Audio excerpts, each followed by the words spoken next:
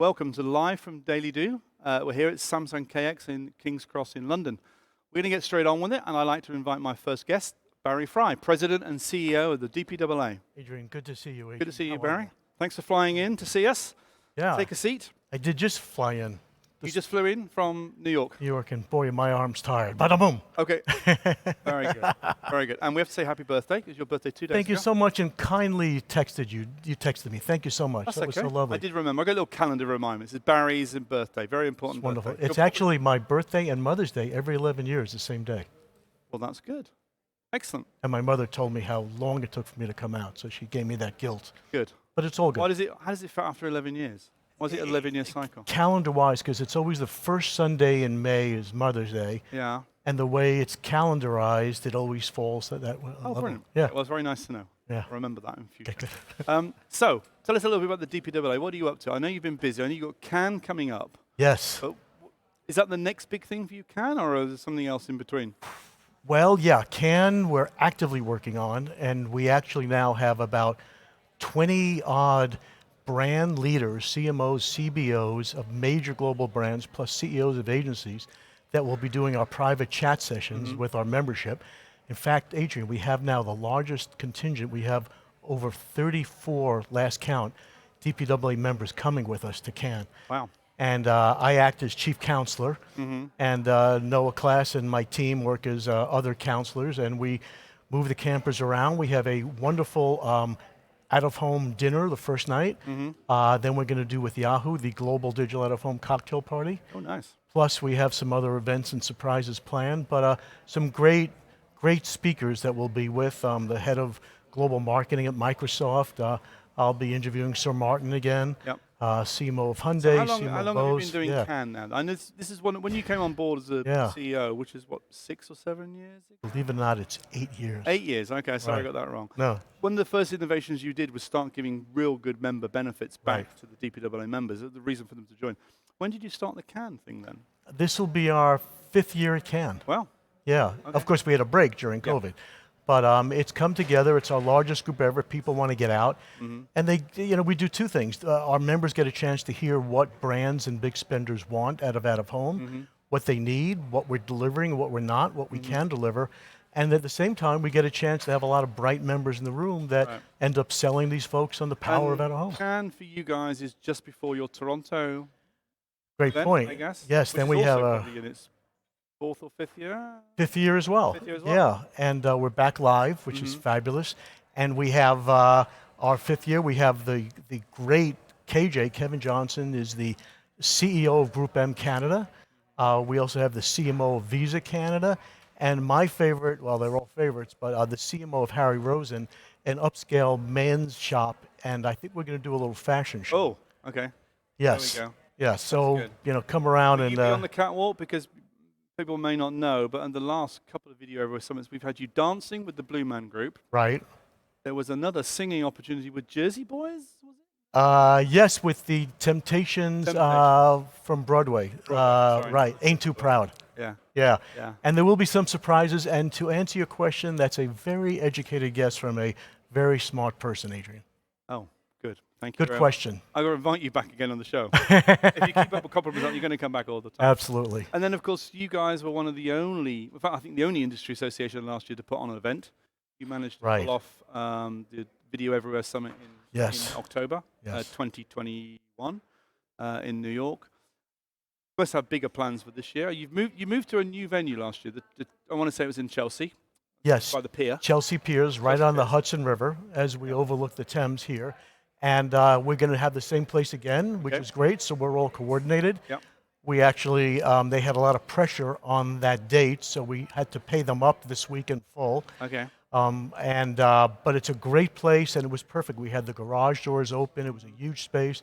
We had almost 700 people. Of course, we had over 1,000 the last time before COVID. Yep. And it was great. We had the head of global media at Amex. We had the head of marketing, Beam Suntory.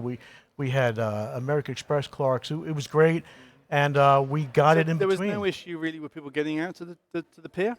I think you did some deal. Didn't you do a deal with Firefly and Uber and a few other people to get people out there? Good question. We had them arranged, and you know what? Now with Uber, we first considered this venue years ago, but now with ride-sharing services, you can get around any city pretty easily. Right. So it worked out really well, and everybody got there. And you have a special relationship with the new mayor. Ah, yes. Tell us about that. Yes, so it's actually interesting because you've got another guest coming up, Mr. Nigel Clarkson, and Nigel and I and Andreas were having dinner at one of my places in New York, and then there was a stir in the booth next to us, and Nigel said, "What's going on there?" And I saw the new mayor before he was elected, and we have a great friend in common, Ernie Anastas, who's an Emmy Award-winning broadcaster in New York. And we ended up chatting. I'm friends with Ernie. I ended up calling Ernie. I gave him the cell phone, and I've been chatting with him since. And he's great. In fact, your London mayor met with my New York mayor yesterday in New York. Oh, wow. Yes, he's been promoting London as a destination. Okay. And they had a good chat. And great guy. He's the right man for the right time. He was a young kid that was abused by cops growing up, and then he became a cop. So I think he's really got the right sentiment. He's smart, he's articulate, and I think he's the leadership for the time. And he's a terrific guy. Right. And he sends his regards. Adrian. Oh, yes. Thank you very much. That's very good. And we're talking to him about coming to the summit. I was going to say. Right. Surely a likely guess. We remember many years ago we had Boris Johnson at one of our summits. Oh, that's right. Yeah. Yes. So, okay. Barry, I'd like to invite our next guest up. You've just mentioned him, Nigel Clarkson. Nigel Clarkson is the Chief Revenue Officer of Talon, I was going to say, Hivestack. How are you? But nice to see you again, Nigel. So you two obviously met. We have. I always get confused with your history because it's so long. You're such a young-looking guy. Earlier on, we showed a picture of you, your wife, and your two little mini-me's. Right. Yeah. Who are actually the spitting image of you. Poor children, yeah. Yeah, geez, poor children. I was going to say that because you're, yeah. But you started off at PrimeSite? No, 1995, I started in Clear Channel. Clear Channel before 27 years ago, PrimeSite? yeah. In fact, it was... 27, oh, you're admitting it. Okay, Yeah. I wasn't going to mention Sorry, that. yeah. It was more of our ad shell back in the day, pre-Clear Channel. Okay. But you've been good to us again with our events. I remember we first met when you joined Weave. Yeah. And you'd left the industry, but we had a guest on earlier who said, you can't leave the industry. Like Hotel California, he said, the Eagles. You can check out, but you can never leave. Yeah. And that was you. And you did this great presentation for us. So we asked you to say, what's wrong with the out-of-home industry? And because you'd left it and you'd gone to basically a mobile marketing type body, you came back and you gave one of the best presentations I've ever seen, where you just basically called the industry as it was. But you came back several times. Yeah. And you had some time at Yahoo and Oath, and then you're now at Hivestack. Yep. What still excites you about the industry? Yeah. Because if you've been in it for 27 years, aren't you tired of it yet? No. Well, fun enough, when you kind of invited me to Singapore to speak, my first slide was an old press cutting. And it was a few months before I left PrimeSite. It would have been about 13 years ago, 12 years ago. And one of the comments was around how there was a frustration that out-of-home and mobile, as two such obvious channels that worked with young mobile audiences, weren't doing more together. And was really the main... I loved PrimeSite, I loved Naren, but the main reason I left was I didn't feel like there was enough progression towards mobile and data, and that was clearly where the world was going.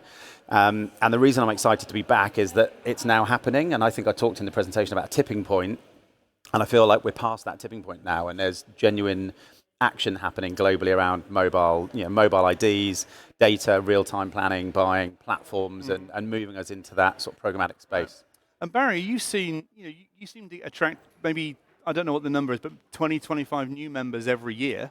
You've been getting a lot of mobile people and a lot of data people joining as members. So you'd agree with Nigel? Absolutely. There's a lot of great mobile data companies. People are focusing on mobile and location data. Actually, interestingly, since COVID, it stepped up even more. People movements, car movements, et cetera. And we want all research and all data to thrive and for people to use all tools possible. So, and not only for targeting, but retargeting is also a mobile involvement. So you could see something on a screen, and then you could be on a Hivestack platform and see the ad served to your mobile after. It's pretty powerful. 1 + 1 = 3. Yeah, I think a lot of the language of mobile marketing is the same as the language in digital out-of-home and targeting. Right. You set up a geofence around a certain area. You observe what mobile IDs do within that geofence, and that educates where those audiences are going to go and where you then target them in out-of-home. And so actually the language of geofences and targeting and retargeting, as Barry said, that sort of ability to sequentially message an audience that have seen a poster or an ad on a screen and then serve those customers an ad on a mobile phone is extremely powerful, I think, from a marketing point of view. Okay. Now, you were kind enough to mention our AdTech Singapore conference, which was March. Hivestack are one of those AdTech companies that they've been long in the game. They were previously part of IUDA, and they got spun off as IUDA X, and when IUDA got bought by Broadstone, they've rebranded to Hivestack. But wherever we seem to put an AdTech conference on, there is a Hivestack community. When you were in Singapore, it was great to see you out drinking with your team.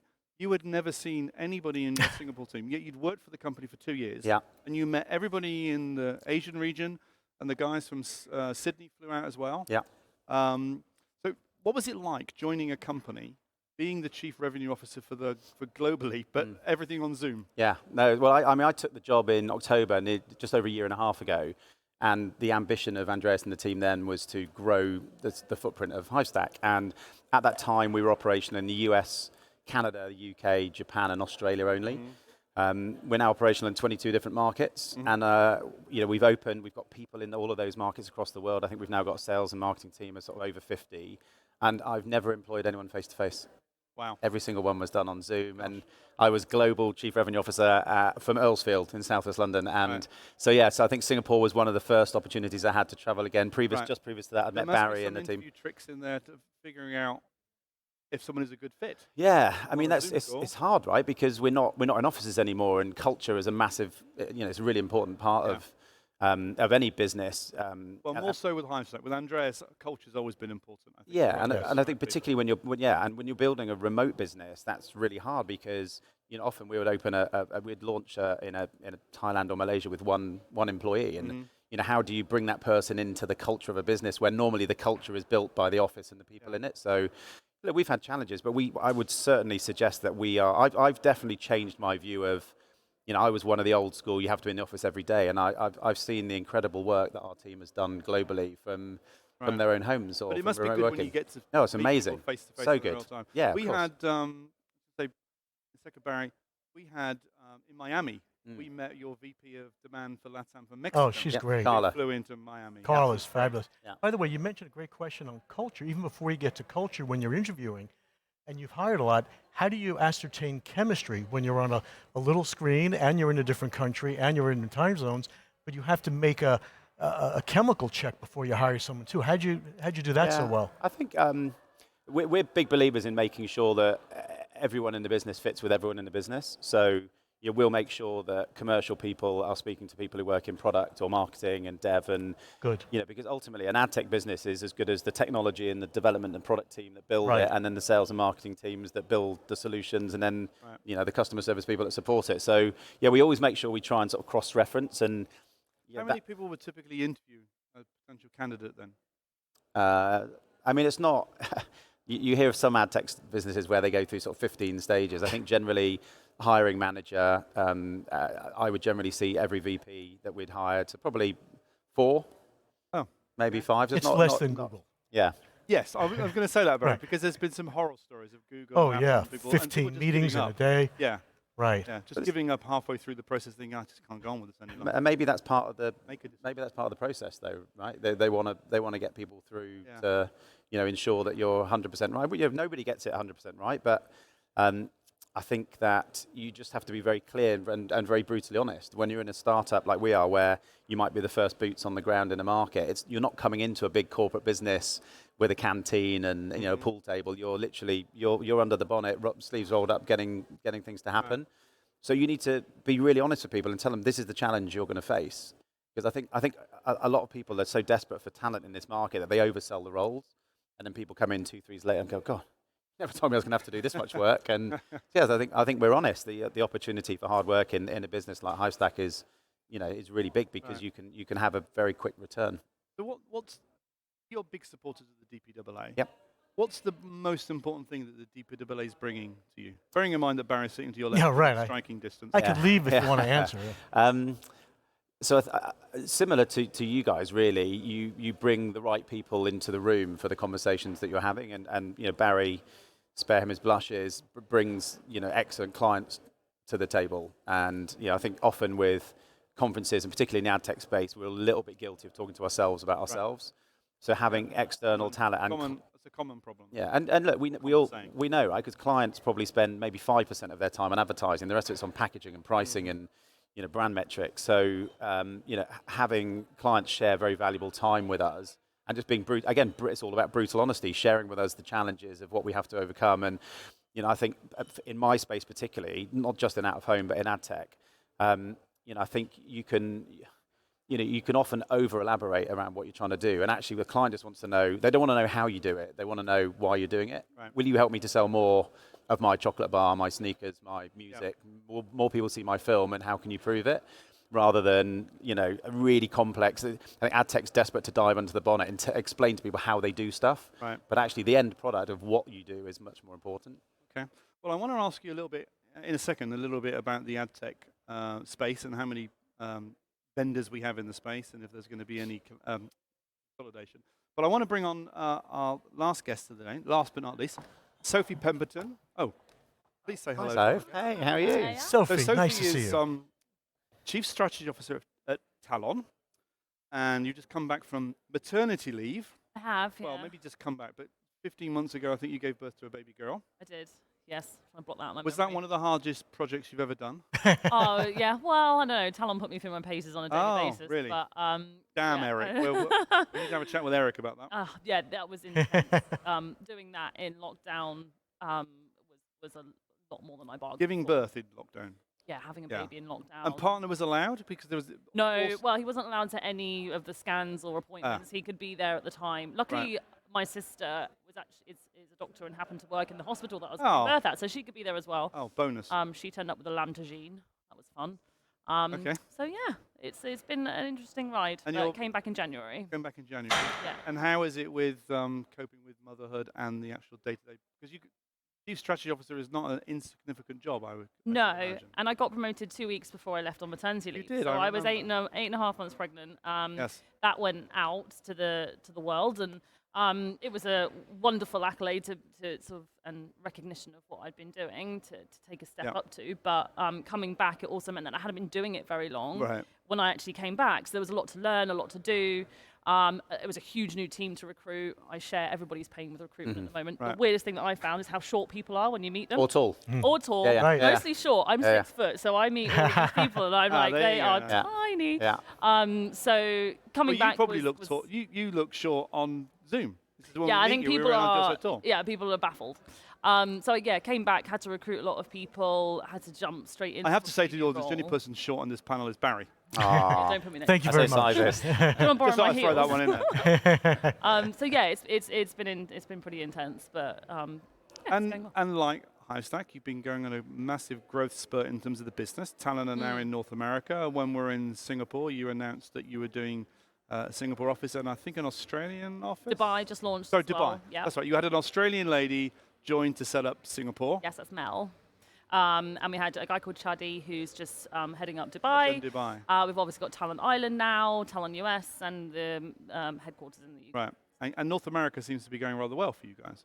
It does, yeah. It's been a couple of years since we're there, and obviously there was a few people that left the UK branch to go over there and work with a few people that were helping to coordinate the setup of those offices, and it's been going pretty well for the past couple of years. There's a big step now to be taken with technology and sort of cultural adoption, because obviously when you have different markets and you've created a really nice business out of one country, you have a certain cultural legacy to look after, and taking that to different markets is something now that we need to focus on as well. And Hivestack, I think I've always believed that Hivestack see their future as being big in Southeast Asia. You've got a great deal in Japan with Liveboard. You're very big in Asia, big in Australia. Is it fair to say that that's not your major market? Is that a major focus, or how do you split your thinking as Chief Revenue Officer to say, what's my most important? Yeah, this is my first global job. I've mainly been UK and EMEA before, so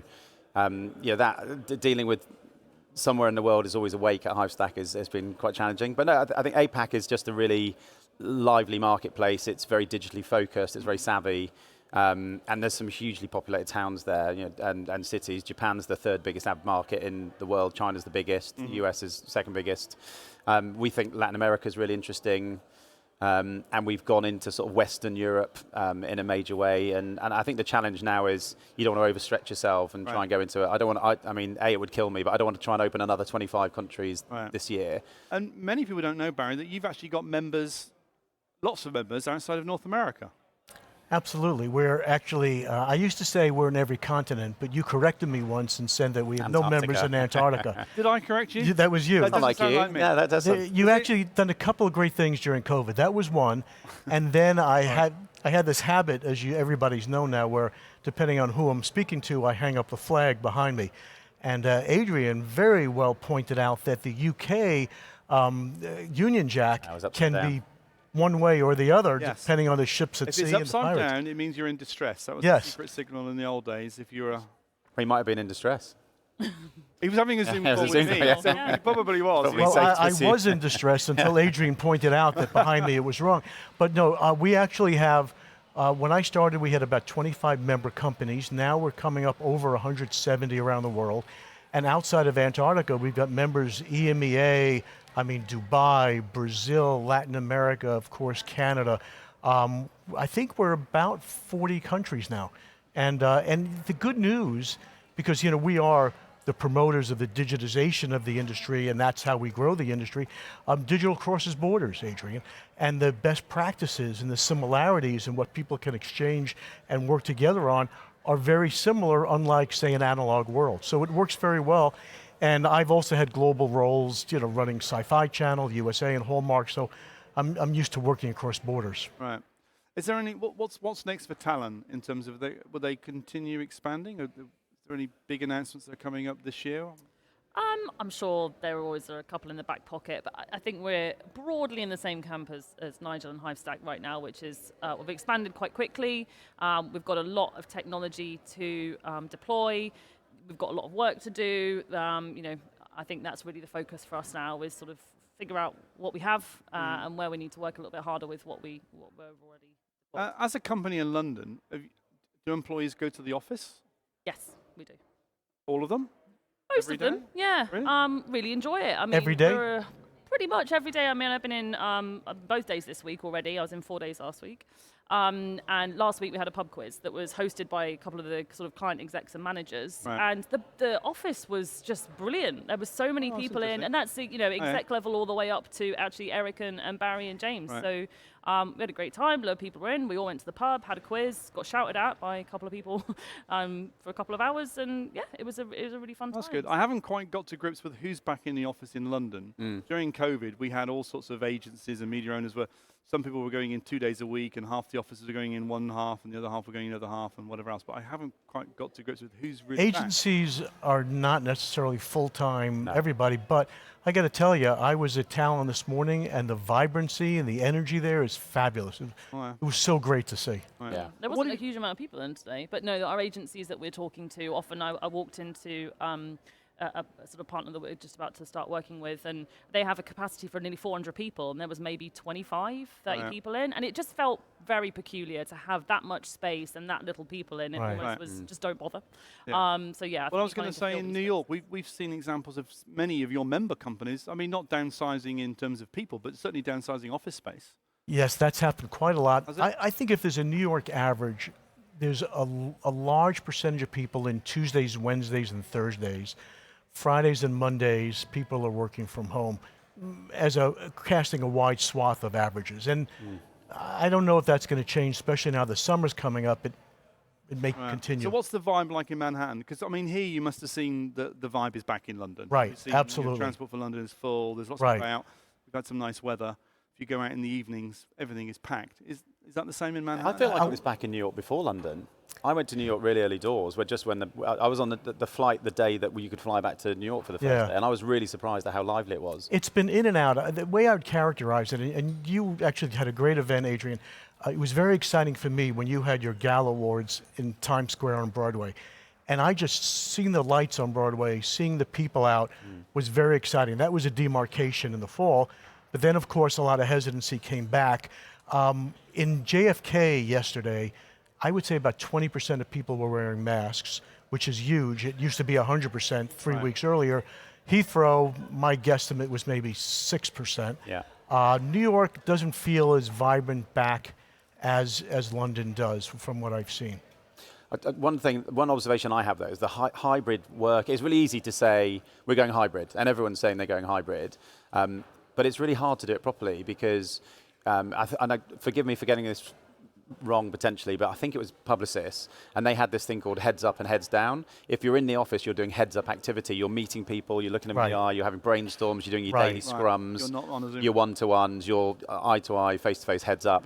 And the 2 or 3 days a week that you're at home, your head's down, you're writing that PowerPoint deck that you've been waiting to do, you're finishing the budget, you're writing all those emails that have been stacking up. And I think, because you've actually got to change the way you work. You can't just go into the office and then do the same thing you always did, because you could be on a call to somebody who's stayed at home for the day and you're in an empty conference room on a video call to them. Well, you might as well either both stay in the office or come in. And I think it involves a complete reimagining of what we do at work and where we do it. Interesting. I've not thought of this before, so I'll probably get it wrong as well. But it surely takes the industry back to when we had coffee shops. The coffee houses, which became the forerunners of the stock market and the exchanges. People went to a coffee shop to do business. I would go there, and Barry and I would do a deal, and you would do a deal, and we'd meet people we didn't know. And it is networking. It's heads-up activity where you're talking to people the whole time. It's coffee shop code for pub, because I'm sure that's where most business happened. Talking about in the 90s, I'm pretty sure that's what used to happen. 1700. Okay, fine. Okay. That's true. So let's have a chat about how we get more brands in this space. This is one of the things that Barry's done really well since he joined the DPAA 8 years ago. You've done a great job in bringing brands that have not necessarily used out of home into the space. How can we do, I'll start with you, of course, but how can we do more of that? Sure, so part of it is getting everybody involved in the mission. And what that means is, yes, the specialists are critical and very important, but all of us, including the specialists, have to spend more time with brands. I mean, if you look at any business, it's about the customer. So what do the customer want? What do they like, what they don't like? And then also characterizing it. We just completed a survey with Xaxis and DPAA. And we took a look. We at DPAA probably have met with about, in the past 2.5 years, it was about 160 actual CBOs, CMOs, and heads of agencies of major global brands and holding companies. And we told them, and we pitched them, and we discussed with them. And then the Xaxis DPAA study showed that 77% of media decision makers have a higher awareness of the value of digital out of home. And a large majority is saying they're looking to spend more in out of home. And so I think we need to do the work, do the sales, the spade work, which you've done your whole career and you guys are doing, and then characterize it and then promote it. So those are some of the steps. And I'd like to say I'm very proud to be here. These are 2 DPAA board member companies, and the smarts and the business development of Talon and Hivestack are just exemplary. Nigel, in your presentations you did for us in Singapore and Amsterdam, you talk about some of the best digital out-of-home stuff you've seen, but you also talk about the brands and how many brands are using the space. How do we get more? What do we need to do? 100% education. Right. I don't think I don't know if the industry's done a good enough job of being really clear about what it is that programmatic does that you couldn't already do. Right. And we had an unnamed client that spoke to me a couple of weeks ago and said that the reason they hadn't done much on the platform was because they hadn't had any programmatic briefs. I'm like, well, you're not going to get, there's no such thing as a programmatic brief, it's just a brief. Right. And if the brief is around making your campaign more efficient, data-driven, real-time, external data triggers, the ability to measure in a more granular way than you've been able to before, well, that could qualify for programmatic. It could also qualify for automated or traditional. Right. So yeah, I think there's huge education. Outdoor is still very traditional. Right. And you're seeing increasingly, fairly slow, but you are seeing a kind of an increase of programmatic talent being brought in to help media owners and agencies make sense of what a programmatic landscape looks like in out-of-home. People always assume, and I'm assuming it's correct, that the online world is a good stepping stone into our world from a programmatic perspective. So we're doing things online. We recruit from both. We recruit people who've worked in out-of-home for many years and they learn programmatic, and we recruit people who've worked in programmatic and we teach them about out-of-home. The learning curve is definitely easier, I think, if you're an expert on programmatic, because a lot of the language is, it's quite nuanced and it's lots of jargon. And actually, but if you understand technically how the general marketplace works programmatically on a platform level, then just think about a screen as a giant mobile phone or a giant PC on the wall, in which case it's easier to make that transition. Talon have been very innovative in this space. I think you describe yourself as the only independent media specialist globally. I think that's correct, isn't it? So you had to be more innovative, really, because you're independent and you haven't got bucket loads of money from rich parents, shall I say? If that's the right word. I don't. That was quite good. I'm going to use that again. Yeah, bucket loads of money from rich. So what have you seen that's really helped with the educational side of things that Nigel and Barry? I just don't think we can wait for the briefs to come through. Like you said, we can't wait for someone to say we have a programmatic out of home brief. We've got to go and say this is what programmatic out of home can do for you. And it doesn't. I don't even think it needs to be that we're talking to online or out of home people. We could be talking to TV people, press people. We should be talking to all of the media channels because nothing works in isolation, right? So you have to have all of them buy into what programmatic out of home can add to your schedule and what it can do alongside more traditional out of home. So it's about education. It's about working with other channels more cohesively. And I think it's a lot about ownership in the agencies because it's a bit of a hot potato, programmatic out of home. And this came out in the View State of Nation report. No one wants to take ownership for it. It's like, the online guy's like, well, no, that's the out of home team. And the out of home team, well, it's programmatic. But then the programmatic team is sort of like, well, that feels like it's offline. So let's give it to the normal AV guys. It's just, no one really wants to take responsibility. So with that as an issue, is omnichannel going to become a reality? Because the only people correct me if I'm wrong, but I think Yahoo seem to be the people who are doing the most in the omnichannel space, or doing the best. I think there's a lot of omnichannel. It's all a bit, smoke and mirrors as far as I'm concerned, because you look under the hood of some of these things and they say it's omnichannel, and actually there's a load of people in the background going, buy, sell. Okay. So, I think there are a lot of people that do it, a lot of people and DSPs like ourselves that can contribute to it as well. Right. You can have true omnichannel in that it's done within one interface, which is probably what Yahoo are looking at and offering. But actually, omnichannel doesn't have to be within one platform and one DSP and one user UI. It can come through data connectivity. Right. So let's talk about the opportunity in terms of budgets here. So traditionally, out of home was great at reach and branding. And it took a lot of those top of funnel marketing budgets. Now, because of the data, because of programmatic, because of targeting, retargeting, we can reach down from the top of the marketing budget of branding and awareness. We can then go to consideration and take those budgets. We can then go to actually action and purchase. So now that opens up a whole lot of budgets. Another way to look at it is that we can make a case for formerly heretofore mobile budgets, for TV investment budgets, for video budgets, for online budgets, and for an array of other marketing elements that is open, yet the brand looks at an omnichannel environment. The consumer touches all touch points, and so should the brand. So the more we can get budgets from up and down the marketing funnel, proving our digital case, our programmatic case, the more we can make a case for what does TV do for you. In fact, we've done a lot of studies lately that we compare very highly. In fact, a Group M study that just came out with Sightline, and we were actually part of that, if you read through it, is that consumers like the entertainment factor of out-of-home and out-of-home advertising. We compare very favorably to all these other media. In fact, even recently, Group M again, Brian Weezer, the head of intelligence, came out saying that people are not loving commercials and CTV and streaming because they feel they're paying for these myriad services. So should they be forced to watch ads? So there's so many other budgets out there that we can make a case for, and that's what we're trying to do every day. Yeah, so I think it's about cannibalize. We don't want to cannibalize existing revenues we've got. And if about additive, absolutely. I think I think the omnichannel, the big omnichannel platforms, the global, the Trade Desk, MediaMath, DataZoo, Yahoo, Xandr, etc. They definitely are starting to take digital out of home seriously in many markets that we operate in, and lots of clients have already mandated that digital out of home has to come through them. Have you seen that, Barry, that they're taking it seriously? Because what I've seen MediaMath sort of, we both know the two founders of MediaMath quite well, but they've sort of come in, played with it a little bit, then they went away again, and may or may not be coming back. One of the best and biggest proponents has been Yahoo. Right. And Yahoo also is a DPAA board member.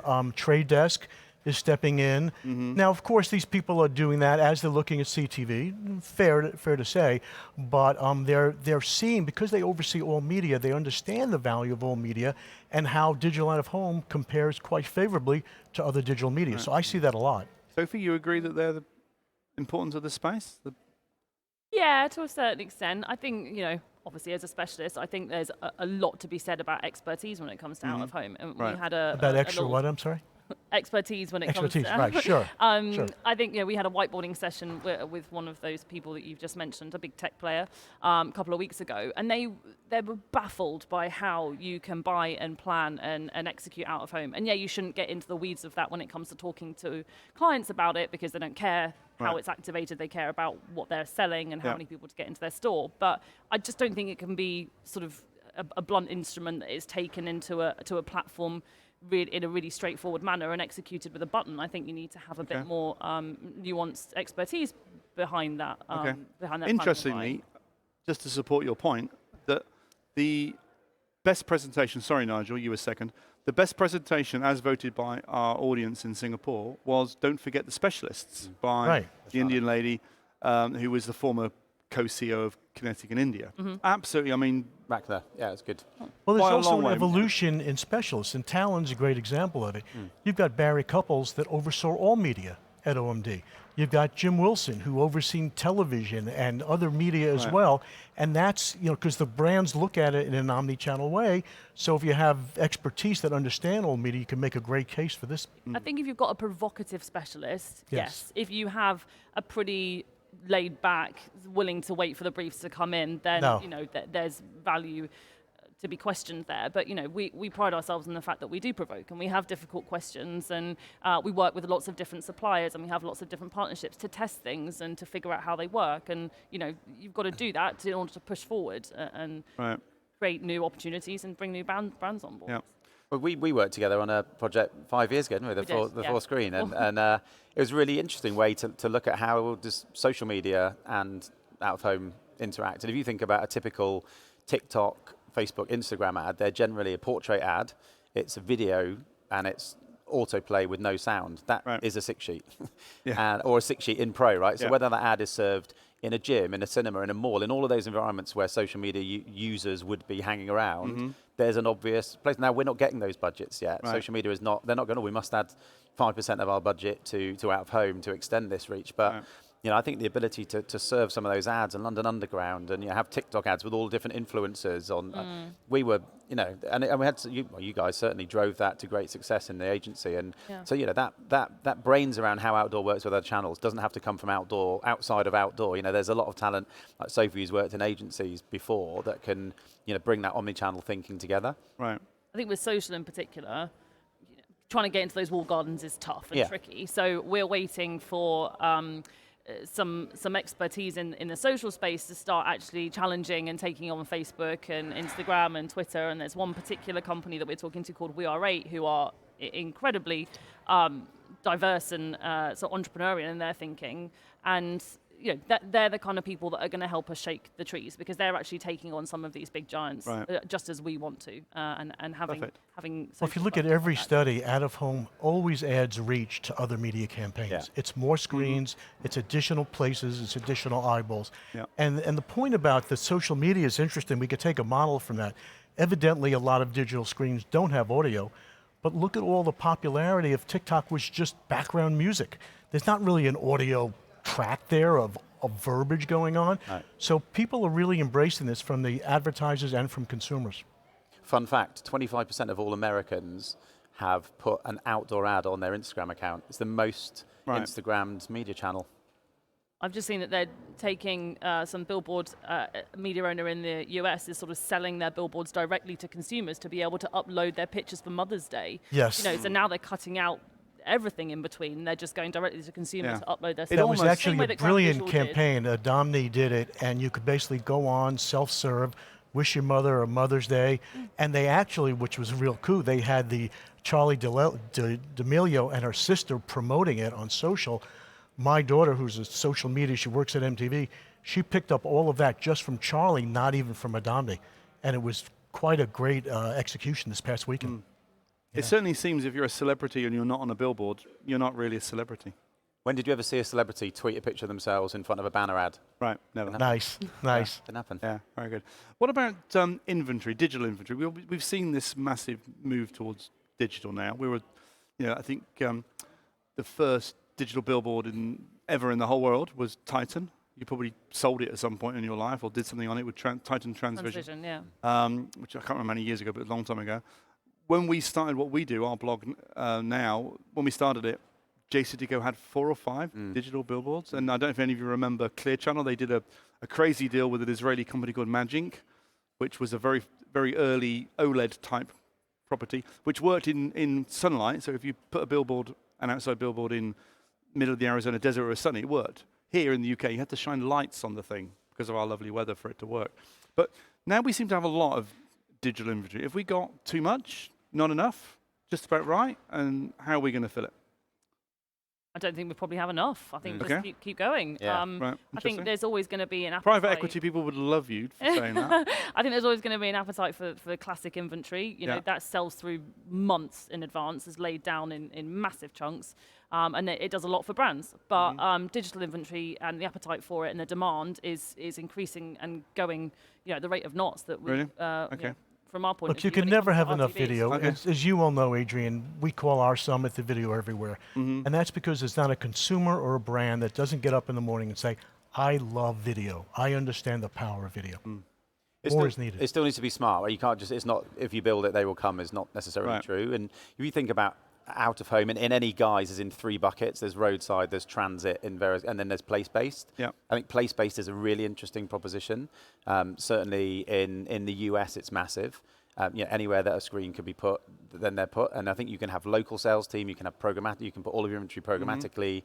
So yeah, I think it's, to Sophie's point, I think in the UK, we just, is it 62% is now digital revenue? I think so. But I think it's still hovering around 8 or 9% of inventory. So I think it's way less than that. is it even? Yeah. Is it? Yeah. So and that's the same in every market. We're in fewer panels. I think there's something to, based on what you said, Nigel, about all the digital place.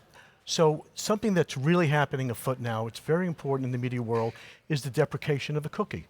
There's privacy issues. There's less data. There's less walled garden data around. What is happening? What is happening is that brands are now getting more involved in the power of context because they can't tell as much as they used to. And what can do context better than ads in a transport, in metro, ads in a supermarket, ads on a highway where it's relevant, safe environment context. And that's really powerful for what we do. I think safe environments are a really interesting and relevant point for a lot of brands jumping into this space because they want quite a lot of trust and they want safety off the back of the last 2 years 100%. because it's been so volatile. Right. And you know, we offer as a channel a huge space to be able to deliver trust and safety on quite a public scale, which I think, you know, is hugely beneficial to quite a lot of brands. We get challenges in new markets where people say, well, it's particularly on the media owner side, they feel like programmatic is going to be a race to the bottom, low prices, remnant inventory. But if you think about the birth of programmatic in online, it was like aggregated stuff that couldn't get sold, generally owned by not the big publishers. Right. And it was kind of like, would you like to buy a bundle of impressions? Some of them you may even see. And of course, it was then a race for the bottom. But actually, if you think about that argument's tipped on its head with out of home because we've only converted the very best. It's London Underground, it's Cromwell Road, it's Oxford Street. You know, it's all of the airports around the world. So look, and unlike a website where you could just make more, yeah, exactly. You can't do that in a physical it's super space. premium, and it costs the entry point is massive, right? These big billboards are like $500,000. It's governments, it's construction, it's hardware, it's software, absolutely. And that leads you into the nice pitch of it's unskippable, it's unmissable, it's and out of home generally. But the benefits, as Barry said, yeah, it's always been a trusted channel. People say you can't lie on a billboard. That message has to be there. It has to be clear because people know to be so public, it has to have, you know, been sort of a verified I like to say message. you can't lie or tell untruths in the sunshine. Okay, well, you can in England because it's never. It's never sunny. It's not sunny. Here. Very good. Okay, Barry and Nigel, Sophie, thank you very much for your time. Thank you, Adrian. Thanks, everyone. Well done.